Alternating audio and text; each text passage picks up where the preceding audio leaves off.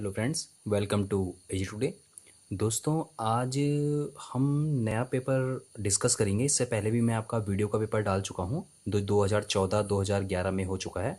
आज हम बात करेंगे लैब असिस्टेंट ऑफ केमिस्ट्री का पेपर करवाया था, जो आपका यूवीटीआर ने करवाया था। तो जैसा कि हमें पता ही है, उत्तराखंड में काफ़ी क्वेश्चंस क्या हो जाते हैं, रिपीट हो जाते हैं। तो आज हम ये केमिस्ट्री का लैब असिस्टेंट का पेपर सॉल्व करेंगे। तो जैसा कि देखो, इसमें हम सिर्फ जीएस के क्वेश्चन सॉल्व करेंगे। इसमें जैसे 50 क्वेश्चन आपके, 1 से लेकर 50 क्वेश्चन आपके जीएस के हैं। जीएस के जिसमें आपका हिंदी और उत्तराखंड भी मिक्स है। और 50 से आपका 51, 50 से आपका 100 तक आपके क्या हैं, आपके केमिस्ट्री के क्वेश्चन होंगे। तो केमिस्ट्री के क्वेश्चन तो हम सॉल्व नहीं करेंगे, इसमें सिर्फ हम जीएस के पेपर के बारे में बात करें। जो क्वेश्चन रिपीट होते हैं उन्हीं को हम क्या करेंगे, सॉल्व करेंगे। तो आइए लेट्स स्टार्ट। जैसा पहला क्वेश्चन दिया है, किस देश के साथ भारत ने एक जॉइंट चैलेंज क्वाइन बनाया था? तो आपका अमेरिका के साथ क्या बनाया था उसने, आपका जॉइंट चैलेंज क्वाइन बनाया था। Moin ud Daula gold cup cricket tournament 2015-2016 किसने जीता था? तो आपका इंडिया सीमेंट ने जीता था। मोइन उद दौला गोल्ड कप जीता था। तो दूती चंद कौन है? दूती चंद आपका धावक था। ये आपके काफ़ी बार क्वेश्चन में आ चुका है। तो अब जैसा कि 55वीं चौथा क्वेश्चन की बात करेंगे, 55वीं राष्ट्रीय ओपन एथलीट चैंपियनशिप का आयोजन स्थल क्या था? तो पश्चिम बंगाल था उसका जो स्थल था आपका, किसका? एथलेटिक चैंपियनशिप 55वीं राष्ट्रीय ओपन का, तो पश्चिम बंगाल था। PMKKKY का विस्तार क्या है? प्रधानमंत्री खनिज क्षेत्र कल्याण योजना। प्रधानमंत्री खनिज क्षेत्र कल्याण योजना था इसका। और भारत की सबसे लंबी नदी कौन सी है? गंगा नदी है, जो आपका 2510 किलोमीटर के आसपास चलती है। 2510 किलोमीटर आपकी इंडिया में चलती है। नागार्जुन सागर बांध किस नदी पर बना है? तो आपका कृष्णा नदी पे बना हुआ है। ऑप्शन बी था इसका।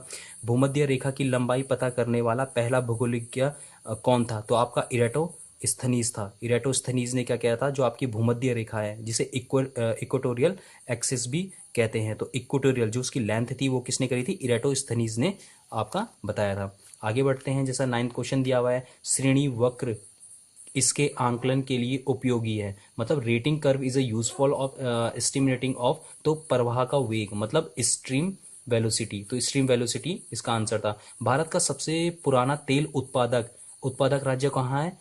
कौन सा था आपका? असम था। असम में सबसे पहले तेल जो आपका पुराना उत्पादक राज्य था आपका असम था। राम थे। मोलाराम क्या थे? आपके एक कवि थे। ये भी काफी बार क्वेश्चन आ चुका है, मोलाराम के बारे में पूछ चुका है। कालागढ़ बांध का निर्माण किया गया था? तो रामगंगा नदी पर किया गया था। उत्तराखंड में प्रसिद्ध बागनाथ मंदिर आपका बागेश्वर में है। ये भी काफी बार क्वेश्चन आ चुका है कि उत्तराखंड में बागनाथ मंदिर किस साइड है? तो आपका बागेश्वर में है। तालाब भूमि भी बहुत बार आ चुका है, और सिंचित भूमि को तालाब भूमि कहते हैं। जैसे 15 क्वेश्चन है, उत्तराखंड में 5 जुलाई को मनाया जाता है, तो हरित दिवस मनाया जाता है। उत्तराखंड में नैनी सैनी हवाई अड्डा, ये भी काफ़ी बार क्वेश्चन पूछा जा चुका है कि नैनी सैनी हवाई अड्डा की किस साइड है? तो आपका पिथौरागढ़ की साइड है। अब जैसा कि ये वाला क्वेश्चन है कि आपका सही युग्म का चयन कीजिए। हरीश रावत आपका धारचूला से थे विधान क्षेत्र में उस समय, जिस समय आपके हरीश रावत जी की सरकार थी। अजय भट्ट कहाँ से? आपके रानीखेत से ही है अजय भट्ट भी। तो इसका ऑप्शन ए और बी दोनों सही थे। अब जैसा बात करें टाइगर फॉल चक्राता में आता है, मतलब देहरादून। कभी चक्राता नहीं दिया रहेगा, देहरादून दिया रहेगा। तो ये भी काफ़ी बार क्वेश्चन आ चुका कि टाइगर फॉल किस तरफ पड़ता है। राजा जी नेशनल पार्क स्थित है। राजा जी नेशनल पार्क आपका 3 में है, जैसे देहरादून, हरिद्वार और पौड़ी। 3 आपके जिले में पड़ता है, Dehradun, Haridwar, Pauri. Askot wild life sanctuary स्थित है। अस्कोट वाइल्ड लाइफ सेंचुरी कहाँ स्थित है? आपकी पिथौरागढ़ में स्थित है। ये भी काफी बार क्वेश्चन आ चुका है अस्कोट वाइल्ड लाइफ सेंचुरी के लिए। बात करते हैं आदित्य अशोक किस खेल से संबंधित? तो आपके गोल्फ से वो संबंधित हैं। अमेरिका के किस शहर ने 10 सितंबर को अनुपम खेर दिवस मनाया था? अमेरिका के किस शहर ने 10 सितंबर को, याद रखना कि 10 सितंबर को क्या है, अनुपम खेर दिवस मनाया जाता है। तो कहाँ, मतलब अमेरिका में किस शहर में हुआ था? तो आपका लास वेगासा में क्या हुआ था आपका, मनाया गया था, या वहीं घोषित भी किया गया था। ऑस्ट्रेलिया के नए प्रधानमंत्री कौन है? आपके मलकाम आपका टर्बुनल थे। ठीक है। किस राज्य में पीड़ित मुआवजा योजना को स्वीकृति दी है? तो आपका दिल्ली सरकार ने दी है। आपका किस राज्य ने पीड़ित मुआवजा योजना को स्वीकृति दी है? आपका दिल्ली ने स्वीकृति दी है। भारत में मेट्रोमैन का नाम से वो है, ये भी काफी बार आ चुका है। मेट्रोमैन किसे कहते हैं? तो आपका ई श्रीधरन को माना जाता है। निम्न में से निम्न में से किसका औपचारिक रूप से सेबी के साथ विलय कर दिया? तो मतलब सेबी के साथ किसका विलय कर दिया था? आपका एफएमसी का विलय कर दिया था। तो आगे बढ़ते हैं दोस्तों, 26 तक खत्म हो चुके हैं क्वेश्चन। और अब बात करते हैं कि 27वां क्वेश्चन क्या कह रहा है कि आधुनिक भारत के पिता, आधुनिक भारत आएगा या फिर क्या बोलते हैं उस, आधुनिक भारत आएगा या फिर आधुनिक भारत का राजनेता आएगा, तो हमेशा उसका क्या है? राजा राम मोहन राय है। ठीक है, राजा राम मोहन राय इसका आधुनिक भारत का पिता का। प्रार्थना समाज के संस्थापक कौन थे? आत्माराम पांडुरंगा थे। अखिल भारतीय किसान सभा कब बनाई गई? आपका 1936 में बनाई गई थी।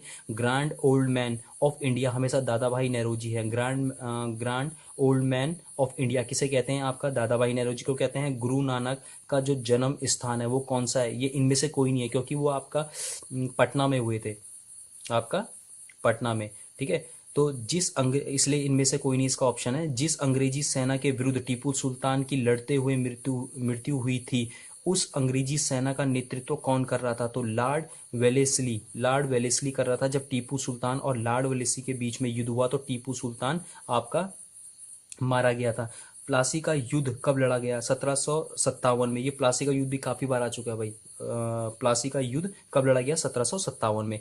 इसके बाद है 34वां क्वेश्चन है, स्वामी दयानंद सरस्वती का मूल नाम क्या था? मूलाशंकर उनका नाम था। स्वामी दयानंद सरस्वती का नाम क्या था? मूलाशंकर। ब्रह्म समाज की स्थापना किसने की थी? राजा राम मोहन राय ने की थी। इन्हीं को आधुनिक भारत का पिता भी इसीलिए कहा जाता है।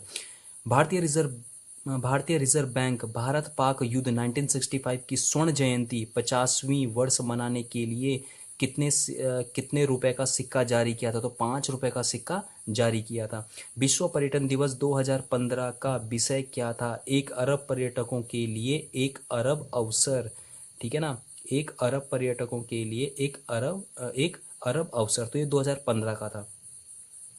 तो जैसा इसने बताया कि नेपाल के लिए धर्मनिरपेक्ष संविधान के अनुसार नेपाल के राष्ट्रीय पशु के रूप में कौन घोषित किया गया? तो वहाँ पर राष्ट्रीय पशु क्या घोषित किया गया था नेपाल में? नेपाल में गाय राष्ट्रीय पशु घोषित किया गया था। जैसा कि आपको पता है कि वहाँ पर आपका आपका अभी कॉन्स्टिट्यूशन भी बना है, इसीलिए तो वहाँ पर गाय आपका चूज किया गया था। जैसा कि आपका 39वां क्वेश्चन क्या है, निम्न में से कौन दीर्घ संधि का उदाहरण है? तो दीर्घ संधि का उदाहरण आपके सर्व है। शरणार्थी, आपका धर्मात्मा, आपका रविंद्र। तो उपयुक्त सभी इसका उस समय आंसर था। महर्षि महापर ऋषि में कौन सी संधि है? तो वहां पर आपकी क्या है? आपकी गुण संधि है। भाववाचक संख्या का उदाहरण, भाववाचक संख्या का उदाहरण है आपका लड़कपन। ठीक है, अशुद्ध शब्द का चयन कीजिए। तो उस समय अशुद्ध शब्द क्या था? आपका मूलतः। ये आपका गलत है। ठीक है, आपका हाकंड इसमें कभी नहीं आता। शुद्ध शब्द का चयन कीजिए। तो शुद्ध शब्द क्या थे? आपका समसामयिक, आपका विशेषता, आपका व्यवहार, उपरोक्त सभी इसमें क्या थे? आपके सही थे। शुद्ध वाक्यों का चयन कीजिए। मेरी पढ़ाई बहुत नुकसान होती है, मेरी पढ़ाइयाँ का नुकसान होता है, मेरी पढ़ाई का बहुत नुकसान हो रहा है। तो ये वाला ऑप्शन सही है इसका, सी। फिर है उद्धरण या अवतरण चिन्ह कौन सा है? तो हमेशा ये वाला उद्धरण चिन्ह हमेशा ये वाले होते हैं। ठीक है, जिनको हम डबल इन्वर्टेड कॉमा भी कहते हैं। आपका सकून का विलोम क्या होता है? अपस्कुन। अपस्कुन आपका क्या है? सकून का जो विलोम होता है वह आपका अपस्कुन होता है। जल के पर्यायवाची शब्द कौन से हैं? तोया भी होता है, पानी भी होता है, सलील भी होता है। तो उपरोक्त सभी इसका आंसर होगा। जिसके समान दूसरा कोई ना हो के लिए एक शब्द है, तो आपका है अद्वितीय। ठीक है, जिसके समान कोई दूसरा दूसरा ना हो या फिर जिसके समान दूसरा कोई ना हो, तो उसके लिए एक शब्द अगर बोला जाए, ठीक है, वन वर्ड सब्स्टिट्यूशन बोला जाए तो क्या हो जाएगा? आपका अद्वितीय हो जाएगा। 19-20 होना मुहावरे का क्या है? थोड़ा बहुत अंतर होने के लिए हमेशा ये यूज किया जाता है। आपका कुकी कुकी, केकी, कलिक, कुंजन, करत, कलोल। उपरोक्त में से कौन सा अलंकार है? तो उसमें क्या है? आपका अनुप्रास अलंकार है। तो 50 तक आपके जीएस के क्वेश्चन कंप्लीट हो गए हैं। बाकी मैं पेपर आगे बढ़ा देता हूँ। और ये तो केमिस्ट्री का पेपर है, तो हम सिर्फ इसमें जीएस की बात करेंगे। तो आप आगे पेपर देख सकते हैं। तो मैं दिखा देता हूँ, आप स्टॉप करके वीडियो को आराम से पेपर को देख सकते हैं। दोस्तों, अगर आपको वीडियो अच्छा लगा हो तो इसको सब्सक्राइब कीजिए। और आगे भी काफ़ी उत्तराखंड के पेपर आते रहेंगे, तो इस चैनल को सब्सक्राइब कीजिए ताकि आपको आगे नए वीडियोस पेपरों पे मिलते रहें।